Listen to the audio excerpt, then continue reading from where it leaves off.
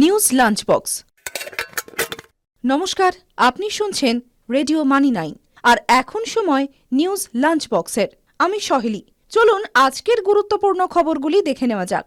এই বুলেটিনে আমরা আপনাকে জানাবো ব্যবসা ও অর্থনীতির সঙ্গে জড়িত বেশ কিছু খবর, যা আপনার জীবন ও পকেটের সঙ্গে ওতপ্রোতভাবে যুক্ত। দেশে চাকরি পাওয়ার সংখ্যা বাড়ছে।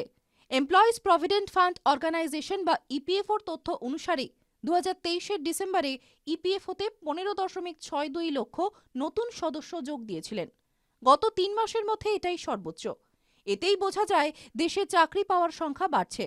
2022-এর ডিসেম্বরের তুলনায় এই সংখ্যা 4.62% বেশি। শ্রম মন্ত্রকের তথ্য বলছে 2023-এর ডিসেম্বরে মোট 8.41 লক্ষ সদস্য ইপিএফওতে যোগ দিয়েছিলেন। এই সংখ্যা নভেম্বরের তুলনায় 11.97% বেশি।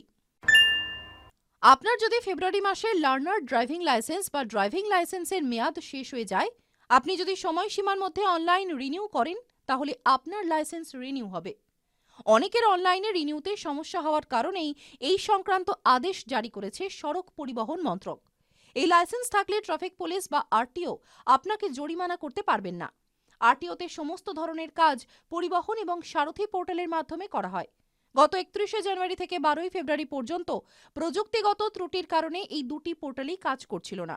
আর এই কারণেই অনলাইনে লার্নিং ড্রাইভিং লাইসেন্স ও কন্ডাক্টর লাইসেন্স রিনিউ করা হয়নি।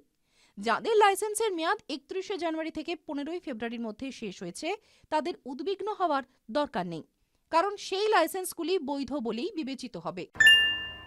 ইউআইডিএআই স্পষ্ট করেছে যে কোনো আধার নম্বর বাতিল করা হয়নি।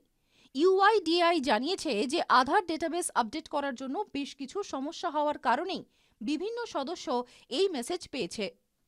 ইতিমধ্যেই পশ্চিমবঙ্গের মুখ্যমন্ত্রী মমতা বন্দ্যোপাধ্যায় এই নিয়ে কেন্দ্রীয় সরকারের বিরুদ্ধে তোপ দেগেছেন। তারপরেই ইউআইডিএআই এর এই সাফাই। 2024-এর জানুয়ারিতে মিউচুয়াল ফান্ডে বিনিয়োগকারীর সংখ্যা রেকর্ড বৃদ্ধি পেয়েছে। জানুয়ারি মাসে মিউচুয়াল ফান্ডে বিনিয়োগের জন্য 46.7 লক্ষ নতুন অ্যাকাউন্ট খোলা হয়েছে, যা তার আগের মাসের তুলনায় দ্বিগুণ। সেই সময় এই অ্যাকাউন্টের সংখ্যা ছিল 22.3 লক্ষ।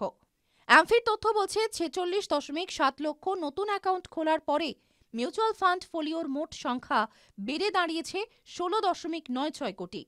এক বছর আগে মিউচুয়াল ফান্ড অ্যাকাউন্টের মোট সংখ্যা ছিল 14.28 কোটি। হোয়াটসঅ্যাপে এখন কেউ প্রোফাইল পিকচারের স্ক্রিনশট নিতে পারবে না। শীঘ্রই এই app screenshot blocking profile photo বৈশিষ্ট্য আনতে চলেছে। এর ফলে ব্যবহারকারীরা তার প্রোফাইলের ছবি ব্লক করতে পারবেন। এর ফলে কেউ অনুমতি ছাড়া প্রোফাইলের স্ক্রিনশট নিতে পারবে না। ওয়া বিটা ইনফো রিপোর্ট অনুযায়ী অ্যান্ড্রয়েড বিটার টেস্টারদের জন্য হোয়াটসঅ্যাপ এই ফিচার চালু করেছে। খুব শীঘ্রই নতুন আপডেট সমস্ত ব্যবহারকারীর জন্য চলে আসবে। এই বৈশিষ্ট্যটি ব্যবহার করার জন্য ব্যবহারকারীদের সফটওয়্যার আপডেট করতে হবে। যারা ব্যয়বহুল ঋণের কারণে ইএমআই এর বোঝা নিয়ে অতিষ্ঠ, তাদের জন্য সুখবর। রিজার্ভ ব্যাংক আগামীতে সুদের হার কমাতে পারে, এমনটাই জানিয়েছেন বাণিজ্য ও শিল্পমন্ত্রী পীযূষ গোয়েল। তিনি বলেছেন, মুদ্রাস্ফীতি নিয়ন্ত্রণে আসার সঙ্গে সঙ্গেই শীর্ষ ব্যাংক রেপো রেট কমিয়ে দেবে। বাণিজ্য মন্ত্রীর এই বক্তব্য গুরুত্বপূর্ণ, কারণ এই প্রথম সরকারের পক্ষ থেকে কেউ সুদের হার কমানোর ইঙ্গিত দিলেন। পীযূষ গোয়েল বলেন, দেশের অর্থনৈতিক ভিত্তি মজবুত এবং মুদ্রাস্ফীতি নিয়ন্ত্রণে রয়েছে। তিনি বলেন, ভারতে 10 বছরের গড় মুদ্রাস্ফীতির হার 5 থেকে 5.5% আশেপাশে থাকবে। আজকের নিউজ লাঞ্চ বক্স এই পর্যন্তই। শুনতে থাকুন রেডিও মানি 9। ব্যবসা ও অর্থনীতির সর্বশেষ খবরের আপডেট পেতে এখনই মানি 9 সুপার অ্যাপ ডাউনলোড করুন। News lunch box.